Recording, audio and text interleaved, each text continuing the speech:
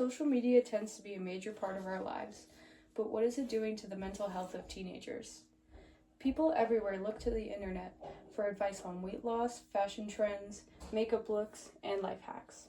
On the surface, this can seem innocent, but when you look deeper, you realize the damage social media does every day.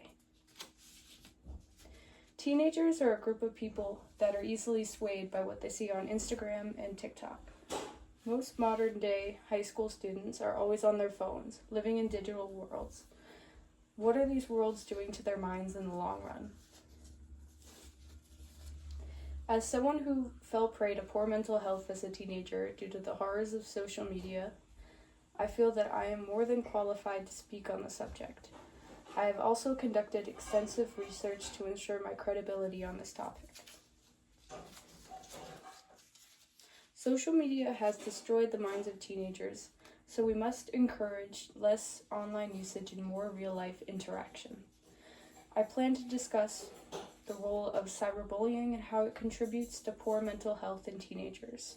Then I will transition into how more and more young people's anxiety and depression is worsened by being chronically online.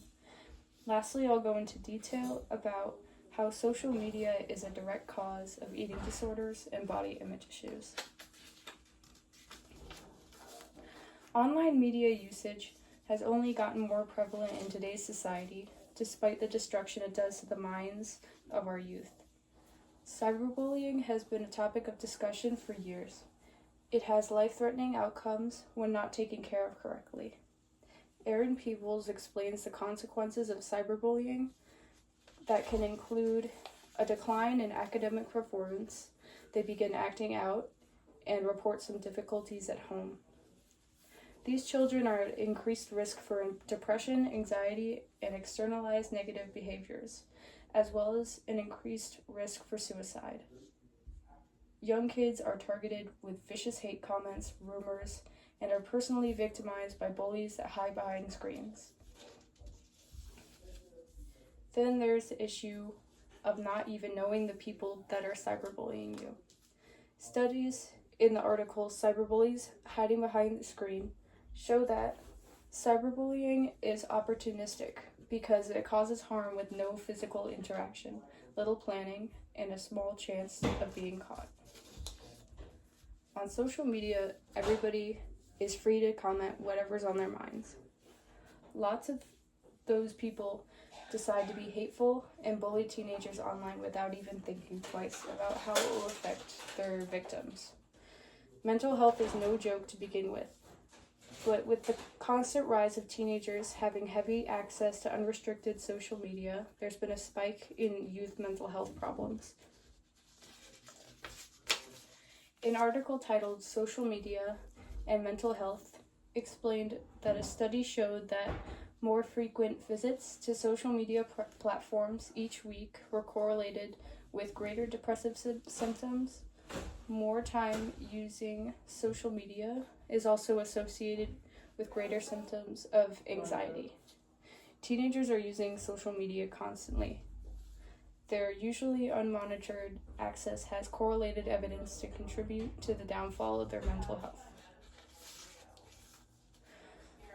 All of that screen time can create thoughts that ruminate in their heads about other people's lives.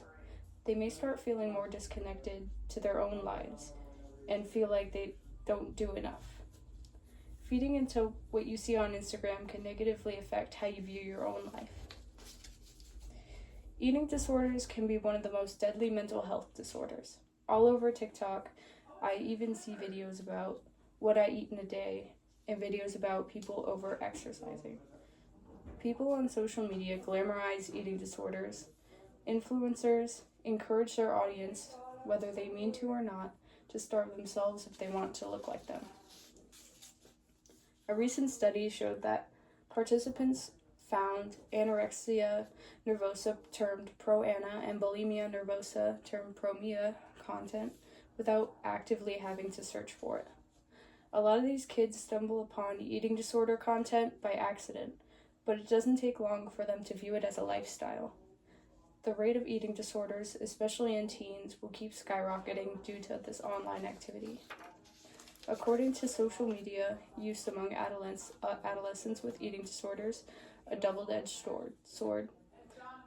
Globally, the prevalence of eating disorders has more than doubled in the past decade, from eating disorders that estimated from 3.5% to 7.8%.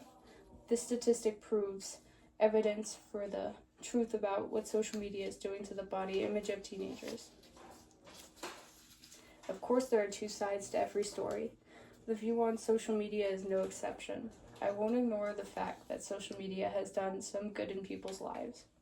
Being connected through social media can have its perks, but can this turn into something more dangerous? It's known that online communication has been growing in popularity, possibly even more so than real-life in-person interaction. Studies show that those who participate in sedentary behaviors, including social media, engage in fewer opportunities for in-person social interaction, both of which have been demonstrated to be protective against mental illnesses. Many teenagers have online friends that they've never even met face-to-face. Who are these people and what information do they have and how can it be used against you? There's danger that comes with talking to strangers online. Another counterclaim often heard about teenagers using social media is that they find support for mental health advocacy. Many of these groups are great. Some of them don't have your best intentions at heart, though. Through experience, I've seen mental health support groups turn into who could have the worst mental health competitions. This often ends in self-harm or even suicide. There's real help out there. Therapists, real friends, and family can be there to build a support system for those who need. After careful consideration of the issue, we see that there's a massive issue with teenagers and social media. What can we do? Social media will always be a part of our lives now, but teenagers' access should be more monitored. Limiting screen time and more encouragement to do activities outside of their phones will be a great place to start. Teenagers need to have a safe space to express themselves. Encourage hobbies like art, sports, and music. Always make sure to be inclusive to those around you and have more face-to-face conversations. Finally, the conclusion of the speech. Together we've learned about the dangers of social media. We've discussed why cyberbullying is harmful, why social media affects anxiety and depression, and the ways social media has caused eating disorders.